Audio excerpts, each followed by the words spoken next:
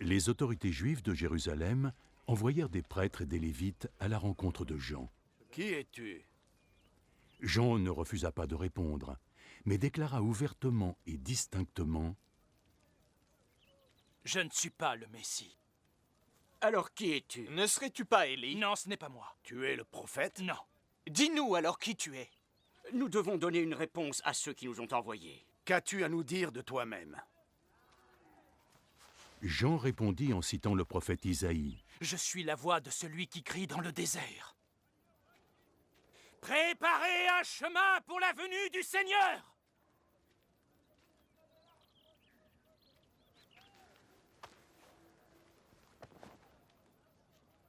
Les messagers qui avaient été envoyés par les pharisiens lui demandèrent alors: Mais alors si tu n'es pas le Messie, ni Élie, ni le prophète, pourquoi baptises-tu? Je baptise juste avec de l'eau. Mais il y a parmi vous celui que vous ne connaissez pas. Il vient me voir. Même si je ne suis pas digne de délier les lanières de ses sandales.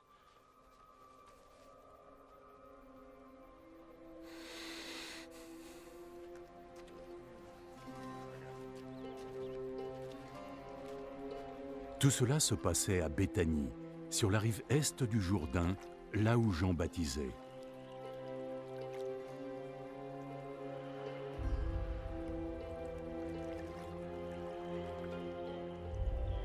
Le lendemain, Jean vit Jésus venir à lui.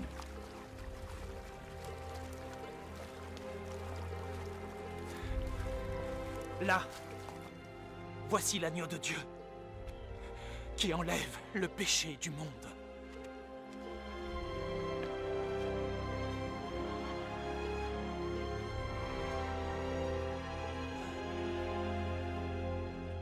C'est celui dont j'ai parlé quand j'ai dit « Il vient après moi, mais il est plus grand que moi, parce qu'il existait avant que je naisse. »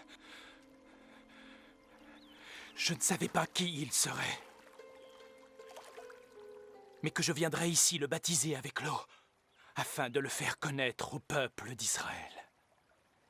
Et Jean nous a livré ce témoignage. J'ai vu l'Esprit descendre du ciel comme une colombe et se poser sur lui. Je ne savais toujours pas que c'était lui, mais Dieu, qui m'a envoyé baptiser avec l'eau, m'avait dit « Tu verras l'Esprit descendre et s'arrêter sur un homme. Il est celui qui baptise avec le Saint-Esprit. » Je l'ai vu et je vous le dis, il est bien le Fils de Dieu.